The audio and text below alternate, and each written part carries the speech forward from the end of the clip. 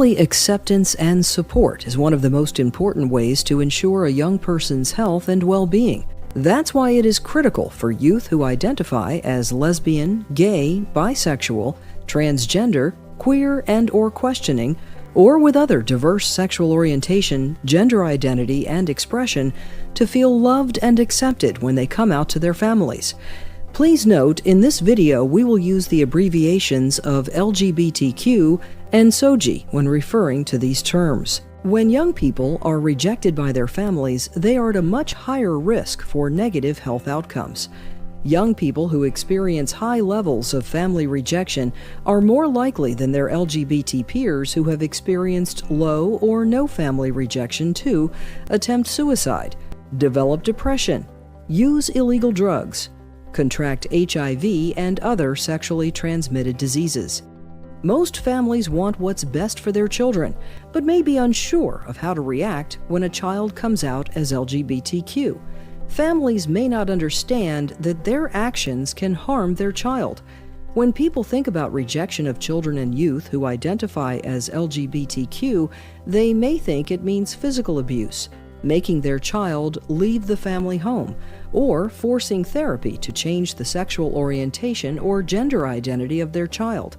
But other types of rejecting behaviors can still lead to harm. That's where we are going to focus this discussion. Let's look at what harms first. Grandma, I have a crush on a boy at school. Is he a nice boy? What's his name? Yes, Grandma, he is nice. His name is Mason. Grandma, I have a crush on someone at school too. You girls are growing up so fast. What's his name? Well, her name is Becca. That's what I've been wanting to tell you, Grandma. I like a girl and I think she likes me too. Samantha, this is a very serious thing to say. You are much too young to know what you're feeling. Don't tell anyone else, honey. Let's keep this between you and me. And I'll say a prayer that you stop feeling this way, okay? I'm sure we can find you a nice boy, just like your sister. Mrs. Ling thinks that this is a phase and is worried about what this means for Samantha's religious faith. But Samantha feels like her feelings must be wrong if she isn't allowed to tell anyone else about them. She feels sad and confused. Now here is that same story with a different reaction from Mrs. Ling that shows support. Oh, honey, I didn't know. I don't know much about this type of thing. Do people at school know? Just my friends. How did they react? They were all nice and happy I told them. They think I should tell Becca I like her. Are you happy? Yes, Grandma, I'm happy. I was afraid if I told you, you would be upset. I love you, Samantha. All I want for my girls is for you both to be happy and safe. I'm glad you felt like you could talk to me. Even though Mrs. Ling does not completely understand what this means and is worried about what others might say, she wants Samantha to know that she is supported. She looks online to find out more information on the subject and to see if there are others she can talk to who have had similar concerns. Samantha feels great that her grandmother responded in a positive way. She was scared to tell her grandmother because she is the most important person to Samantha. Because Mrs. Ling hugged her and told her she loved her, Samantha feels like everything is okay with who she is. Let's look at one more example. Dad, I don't want to feel this way, but I do. I feel like a girl inside. I know you want me to be a boy, but I'm not. My friends get it. They even call me Michelle. Why won't you at least try to understand? Michael, you're a boy and always will be. I will not call you by any other name. I think you're really confused and need professional help. I've been looking into programs that will help you act more like a boy. Maybe at this point I need to contact them and see if they can help you. Mr. Green is feeling afraid and hopeless that he has not been able to help his child behave more like a boy. He truly believes that more masculine behaviors and identity will help his child to be happier and safer.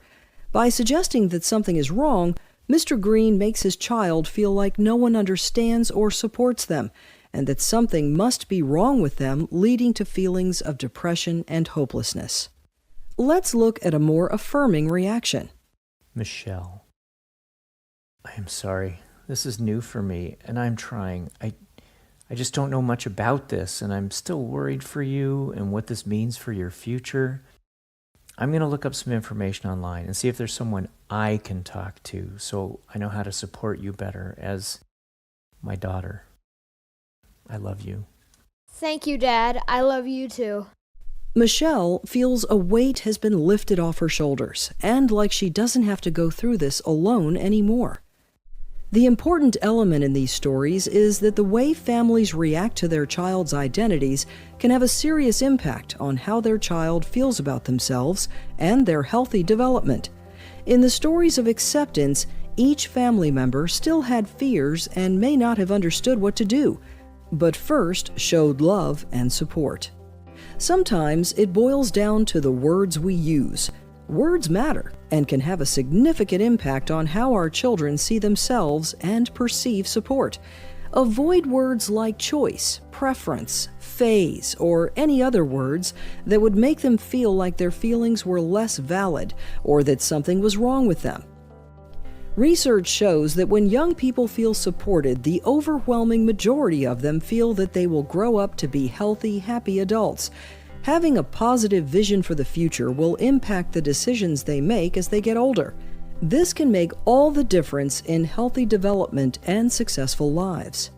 Now for a recap. For youth who identify as LGBTQ, rejection can include being physically abused, verbally abused, publicly humiliated, forced out of the family home, forced into conversion or reparative therapy to change their SOGI, shamed and prevented from discussing their SOGI, forced to dress and behave according to their gender assigned at birth, and punished if they do not conform, prevented from hanging out with friends in an attempt to change their SOGI, told that their SOGI is a sin, sickness, and/or bad behavior that needs to be changed. Many of us have witnessed examples like the ones you just watched in our personal lives. If you are a family member who may have said similar comments or behaviors to those in this video, know that you can still make changes. Let the young person know that you will always care about them and be supportive, even if you are still learning how to do this. Acceptance and affirmation of diverse SOGI can come in many forms. Talking openly about SOGI in a positive way. Telling a child that they are loved when they come out as having diverse SOGI. Advocating for a child within the family, school, or larger community. Correcting others when they mock or shame a child for their SOGI. Correcting misinformation about the LGBTQ community. Connecting a child with supportive resources related to SOGI. Supporting a child to dress in the way they feel most comfortable according to their gender identity. Supporting a child to be with friends who are also LGBTQ. Attending support groups or advocacy groups to better understand how to provide support and get accurate information about the LGBTQ community. Always be sure to show compassion to everyone involved.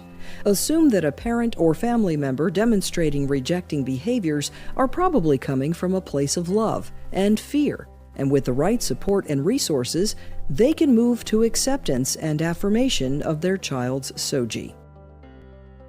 For more information, please visit the links here